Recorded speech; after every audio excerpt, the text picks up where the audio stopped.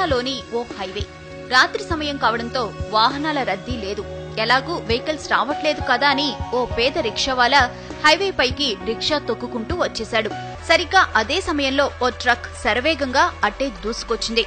Truck driver రిక్షావాలాను గమనించేంత time లేదు.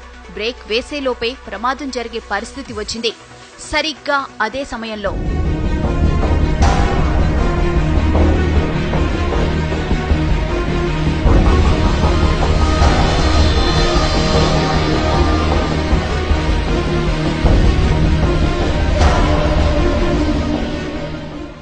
ఇది జరిగిన ఘటన.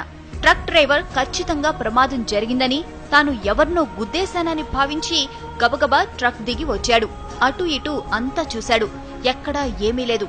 ప్రమాదం జరిగిన ఆనవాళ్లు లేవు. అసలక్కడ ప్రమాదం జరిగితే కదా.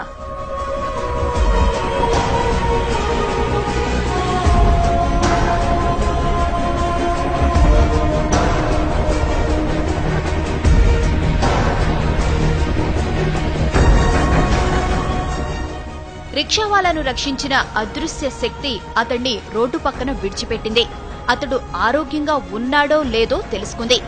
అతడు సరిగ్గానే ఉన్నాడని భావించి అక్కడి నుంచి మెల్లగా వెళ్లిపోయింది.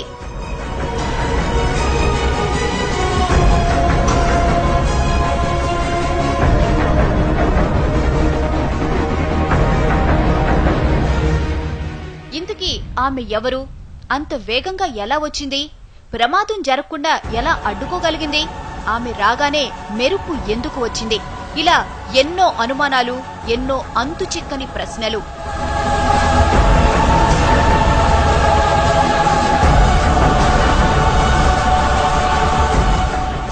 అంత వేగంగా మెరుపులా వచ్చింది కాబట్టి ఆమె ఖచ్చితంగా గ్రహాంతర వాసేనంటున్నారు కొందరు. గ్రహాంతర వాసే అయితే ప్రమాదం జరుగుతుందని ముందే ఎలా ఊహించిందని ప్రశ్నిస్తున్నారు ఇంకొందరు. అసలు గ్రహాంతర వాసికి మనిషిని రక్షించాల్సిన అవసరం ఏముందంటున్నారు. పైగా తల వరకు కప్పుకున్న డ్రెస్ కోడ్, నడక, నడత అన్నీ మానవుల తరహాలోనే ఉన్నాయి.